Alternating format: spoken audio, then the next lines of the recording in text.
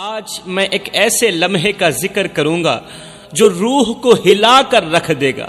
قبر کے عذاب کا یہ واقعہ ہر دل کو تڑپنے پر مجبور کر دے گا، جو دلوں کو جھنجھوڑ کر رکھ دے گا، ایمان کو تقویت بخشے گا اور عبرت حاصل کرنے کا ذریعہ بنے گا۔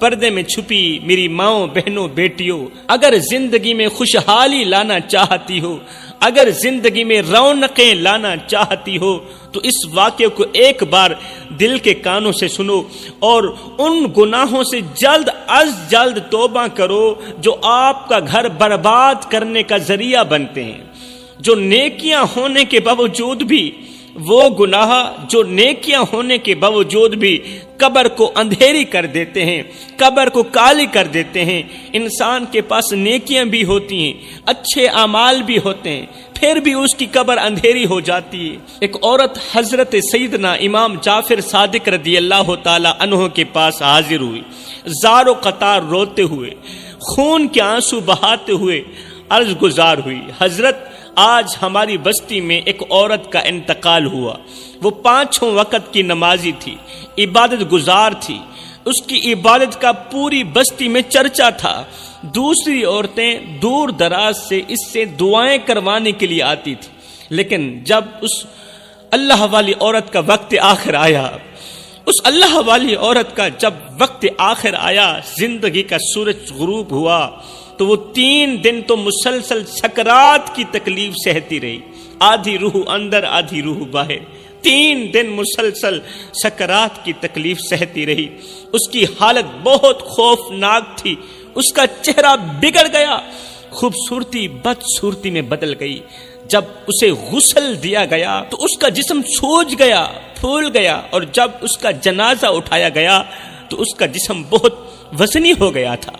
جب لوگوں نے اسے قبر کے اندر سلانے کی تیاری کی تو ہر طرف خاموشی چھا گئی، جسے کائنات نے بھی دل تھام لیا ہو۔ لوگ جنازہ اٹھا کر قبر کے قریب پہنچے تو زمین لرزتی ہوئی محسوس ہوئی، جیسے مٹی بھی اس منظر کو سہنے سے قاصر ہو۔ لوگوں نے جب قبر کے اندر جھانکا تو ہر زبان سے استغفر اللہ نکلا، کیونکہ قبر اندھیرے اور گھٹن سے بھری ہوئی تھی۔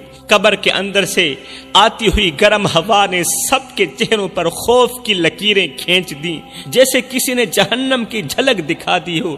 جب پہلی مٹھی قبر پر ڈالی گئی تو ہر آنکھ اشک بار ہو گئی، جیسے وہ مٹی نہیں بلکہ دل کے ٹکڑے دفن کیے جا رہے ہوں۔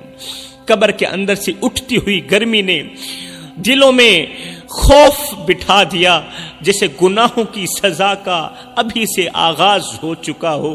لوگ کانپتے ہاتھوں سے قبر کو بند کر رہے تھے، لیکن ہر دل اندر ہی اندر دہک رہا تھا۔ جب قبر مکمل طور پر بند ہوئی تو ایسا لگا جیسے دنیا کا سب سے بڑا دروازہ ہمیشہ کے لیے بند ہو گیا ہو۔ لوگ استغفار کرتے ہوئے وہاں سے لوٹ گئے، لیکن قبر کے مناظر نے ان کے دلوں پر گہرے زخم چھوڑ دیے، گہرے زخم چھوڑ دیے۔ حضرت ہم بہت پریشان ہیں، اے نواسہ رسول ہم بہت پریشان ہیں کہ ایسا کیوں ہوا؟ آخر اس عورت کی نمازیں کہاں گئیں؟ اس کا تقوی پرہیزگاری کہاں چلی گئی؟ حضرت امام جعفر صادق رضی اللہ تعالی عنہ نے یہ سن کر فرمایا، کل اس کے شوہر کو میرے پاس لے کے آنا۔ اے اسلام کی مقدس شہزادی، کل اس مرنے والی عورت کے شوہر کو میرے پاس لے کے آنا، میں اس سے کچھ پوچھوں گا، بات کروں گا، پھر اس کا جواب تمہیں ملے گا۔ اگلے دن وہ عورت اس کے شوہر کو لے کر حاضر ہوئی۔ حضرت امام جعفر صادق رضی اللہ تعالی عنہ نے شوہر سے سوال کیا، بھائی تمہاری بیوی کی زندگی کیسی گزری؟ کیا اس کے کردار میں کوئی ایسی بات تھی جو اللہ کو ناراض کر سکتی ہو؟ آگے شوہر نے جو جواب دیا، کہا حضرت وہ عبادت گزار تھی، وہ عبادت گزار تھی، متقی پرہیزگار تھی، لیکن 5 گناہ بڑے شوق سے کرتی تھی۔ اے اسلام کی مقدس شہزادیوں، سنو وہ 5 گناہ کون کون سے ہیں جو تمام عبادات، تمام نیکیاں ضائع کر دیتے ہیں، تمام اچھے اعمال عذاب میں بدل دیتے ہیں۔ وہ کون سے گناہ ہیں جو انسان کی قبر کے اندر اندھیرا لاتے ہیں، عذاب لاتے ہیں؟ کہنے لگا میری بیوی 5 گناہ بڑے شوق سے کرتی تھی، مجھے لگتا ہے ان گناہوں نے اس کی آخرت کو ہمیشہ کے لیے برباد کر دیا۔ حضرت امام جعفر صادق رضی اللہ تعالی عنہ نے فرمایا، بھائی کیا بتا سکتے ہو وہ کون سے گناہ کرتی تھی، تاکہ ان گناہوں کو سن کر دوسری عورتیں توبہ کریں اور عبرت حاصل کریں۔ شوہر نے روتے ہوئے کہا، میری بیوی کا پہلا گناہ وہ ہمیشہ لوگوں کے خلاف غیبت کرتی تھی، ہر وقت دوسروں کی برائیاں کرتی رہتی تھی، ان کی عزتوں کو نقصان پہنچاتی تھی۔ مزید لرزتی ہوئی آواز میں اس کا شوہر کہنے لگا، حضرت میری بیوی دوسروں کے عیب ڈھونڈتی اور پھر ان کا چرچا کرتی تھی، لوگوں کے سامنے وہ عیب بیان کرتی تھی، اگر کسی کا کوئی راز جان لیتی تو اسے سینے میں دفن کرنے کے بجائے لوگوں کے سامنے بیان کر کے خوشی محسوس کرتی تھی، انہیں بے عزت کر کے خوشی محسوس کرتی تھی۔ اسے لگتا تھا کہ دوسروں کی بدنامی سے وہ خود اونچی ہو جائے گی۔ غیبت کرتے ہوئے اس کے چہرے پر ایک عجیب سی خوشی دکھائی دیتی تھی۔ کوئی بھی غیبت، کسی کی بھی چغلی اس کے چہرے پر خوشی لاتی تھی، جیسے کسی نے اسے سکون کی کوئی دوا دے دی۔ لیکن وہ یہ نہیں جانتی تھی کہ وہ اپنی زبان کے وار سے نہ صرف دوسروں کے دل چھلنی کر رہی ہے بلکہ اپنے لیے قبر کے اندھیرے کو مزید بھیانک کر رہی ہے۔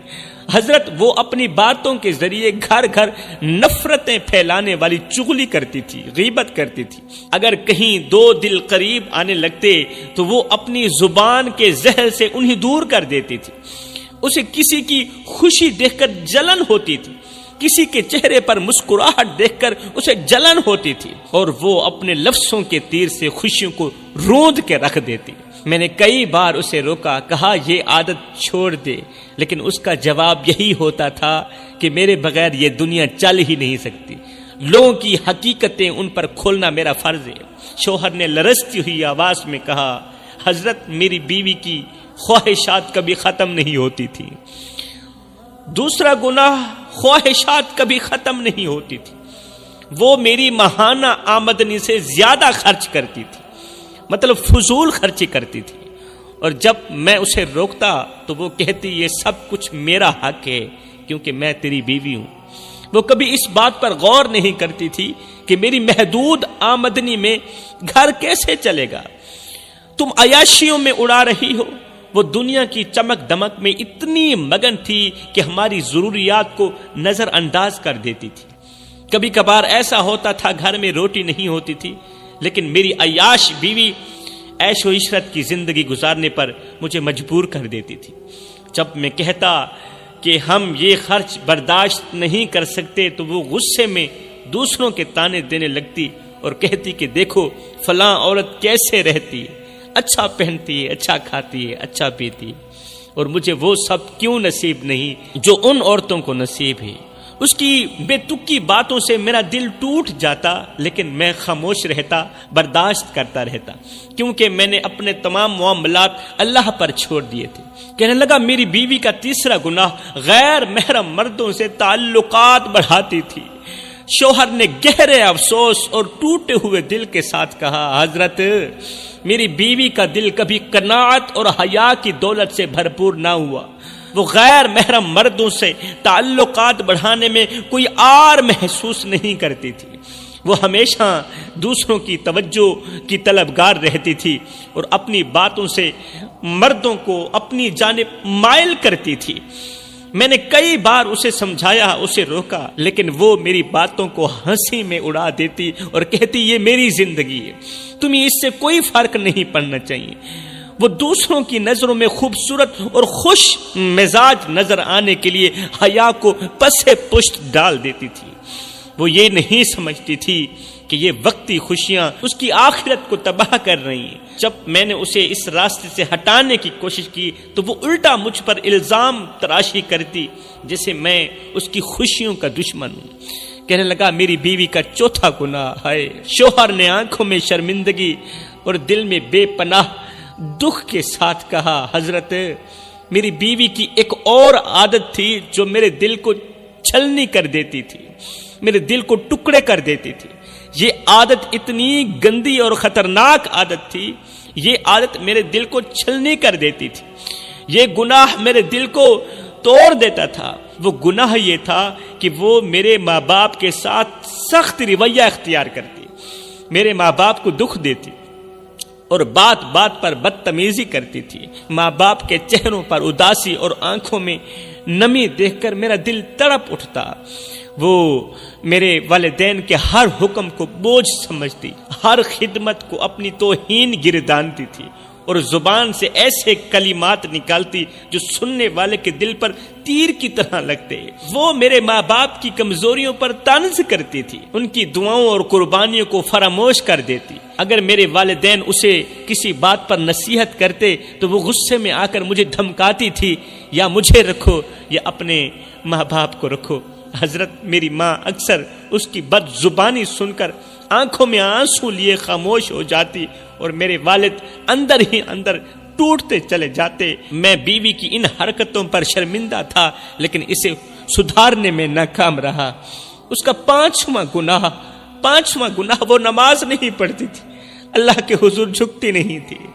اللہ اکبر اللہ۔ کبھی کبھار سجدے نصیب ہو بھی جاتے تو وہ ان سجدوں پر فخر کرتی تھی۔ جب وہ دنیا سے رخصت ہوئی، 5 گناہ کرنے والی عورت جب دنیا سے رخصت ہوئی اور ہم نے اسے قبر میں اتارا تو قبر کی حالت دیکھ کر میرا دل کانپ اٹھا۔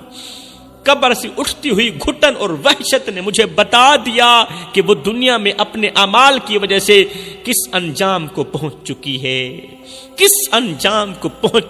ہے، اپنے بد اعمالیوں کی وجہ سے۔ حضرت میں سوچتا ہوں جن والدین کی خدمت میں جنت تھی، ان کے ساتھ بد سلوکی نے اس کی قبر کو جہنم کا گڑھا بنا دیا۔ یہ سن کر حضرت امام جعفر صادق رضی اللہ تعالی عنہ نے فرمایا والدین کے دلوں کو دکھ دینے والوں کے لیے دنیا اور آخرت میں کوئی سکون نہیں۔ اللہ اکبر۔ دکھ دینے والوں کے لیے دنیا اور آخرت میں کوئی سکون نہیں ہے۔ ماں باپ کی دعا ہی انسان کے لیے سب سے بڑی رحمت ہے، اور جو ان کے ساتھ بدسلوکی کرتا ہے وہ اللہ کی رحمت سے دور ہو جاتا ہے۔ پھر حضرت امام جعفر صادق رضی اللہ تعالی عنہ نے لوگوں کو مخاطب کرتے ہوئے فرمایا یہ انجام ان عورتوں کا ہوتا ہے جو اپنی حیا اور عزت کو دنیاوی خواہشات پر قربان کر دیتے ہیں۔ یہ دنیا کی محبت اور غیر محرم تعلقات کا انجام ہے۔ غیر محرم مردوں کے ساتھ اس کے جو تعلقات تھے نا، یہ اس کا انجام ہے، اور یہ ان سب کے لیے عبرت ہے، یہ ان سب عورتوں کے لیے عبرت ہے جو اپنی آخرت کو بھول کر دنیاوی فریب میں مبتلا ہو جاتے ہیں۔ حضرت امام جعفر صادق رضی اللہ تعالی عنہ نے فرمایا یہ دنیاوی خواہشات کا انجام ہے۔ جو لوگ دنیا کی زیب و زینت میں اپنے آپ کو کھو دیتے ہیں نا، دنیا کی زیب و زینت میں اپنے آپ کو مگن کر دیتے ہیں، وہ اپنی آخرت برباد کر بیٹھتے ہیں، وہ مرد ہو چاہے وہ عورتیں ہوں۔ یہ عبرت ہے ان سب کے لیے جو اپنی زندگی کو ناپاک خواہشات میں ضائع کر دیتے ہیں۔ چغلی کرنے والی عورتوں، غیبت کرنے والی عورتوں، جھوٹ بولنے والی عورتوں سنو، وہ عورت جو دنیا میں اپنے سکون کے لیے دوسروں کا سکون چھینتی رہی، اپنے چین و قرار کے لیے دوسروں کا چین و قرار چھینتی رہی، آج اس کا سکون ہمیشہ کے لیے چھین لیا گیا۔ یہ ان سب کے لیے عبرت ہے، ان سب کے لیے عبرت ہے جو زبان کو لگام نہیں دیتے، وہ مرد ہوں وہ عورتیں ہوں۔ جو لوگ زبان پر لگام نہیں دیتے، یہ واقعہ ان سب کے لیے عبرت ہے۔ دوسروں کی عزتوں کو اپنے نفس کی تسکین کے لیے روندتے رہتے ہیں، یہ ان کے لیے عبرت ہے۔ حضرت امام جعفر صادق رضی اللہ تعالی عنہ نے فرمایا اللہ تعالیٰ عبادت کو قبول کرتا ہے، سجدوں کو قبول کرتا ہے، لیکن حقوق العباد اور لوگوں کے بارے میں برے اعمال کو معاف نہیں کرتا۔ ہر ایک عبادت قبول کرتا ہے، لیکن حقوق العباد اور لوگوں کے بارے میں برے اعمال کو اللہ تعالیٰ ہرگز معاف نہیں کرتا جب تک کہ وہ شخص خود نہ معاف کر دے جس کی تم نے غیبت کی ہوگی۔ غیبت کرنے والی عورت کی غیبت اور دوسروں کی عزت کے نقصان کی سزا اسے اس دنیا میں بھی ملی اور آخرت میں بھی ملی۔ میرے بھائیو، یہ واقعہ ہمارے لیے عبرت ہے۔ غیبت، چغلی، لوگوں کی عزت پر حملہ، یہ وہ گناہ ہیں جنہیں اللہ بغیر توبہ کے معاف نہیں کرتا۔ دوسروں کے حقوق کو پامال کرنے والوں کو اپنے اعمال کی سزا ضرور ملتی ہے۔ جو دوسروں کے حقوق پیروں تلے روند کے رکھ دیتے ہیں، چاہے وہ دنیا میں سزا ملے یا آخرت میں ملے، سزا انہیں ضرور ملے گی۔ آئیے اس واقعے سے سبق حاصل کریں اور اپنی زبان کو قابو میں رکھیں، دوسروں کی عزت کا خیال کریں اور اپنے اعمال کو نبی کریم صلی اللہ علیہ وسلم کی تعلیمات کے مطابق بنائیں۔ ایک لمحے کے لیے سوچیں، ہم اس نبی کے ماننے والے ہیں، ہم اس نبی کے امتی ہیں جو راتوں کو جاگ جاگ کر ہماری بخشش کے لیے گڑ گڑاتے تھے اور دنوں کو ہماری ہدایت کے لیے تڑپتے تھے۔ وہ نبی جنہوں نے اپنا سکون، اپنی خوشی اور اپنی زندگی ہماری بھلائی کے لیے قربان کر دی۔ آج سوچو ہم کس غفلت میں زندگی گزار رہے ہیں میرے بھائیوں۔ کیا ہمارا کردار اس قابل ہے کہ نبی ہم پر فخر کریں؟ کیا ہمارے اعمال اس لائق ہیں کہ ہم ان کے سامنے شرمندہ نہ ہوں؟ کیا ہمارے نبی ہماری نمازوں کو چھوڑنے پر روتے نہیں ہوں گے؟ کیا وہ ہمیں جھوٹ بولتے اور وعدے توڑتے دیکھ کر تڑپتے نہیں ہوں گے؟ کیا وہ ہمیں قرآن سے دور دیکھ کر بے چین نہیں ہوتے ہوں گے؟ یا رسول اللہ ہمیں معاف کر دینا، یا رسول اللہ ہمیں معاف کرنا، ہم نے آپ کی تعلیمات کو فراموش کر دیا، ہمیں معاف کر دینا، ہم نے آپ کے دیے ہوئے اصولوں کو ترک کر دیا، ہم نے اس دنیا کو اپنا مقصد بنا لیا، حالانکہ آپ نے آخرت کے لیے جینے کا سبق دیا تھا اور ہم نے اس دنیا کو اپنا مقصد بنا لیا۔ ایک لمحے کے لیے سوچو میرے بھائیوں، کیا ہم مدینے کی گلیوں میں بیٹھ کر اپنے اعمال پر رونے کے قابل ہیں؟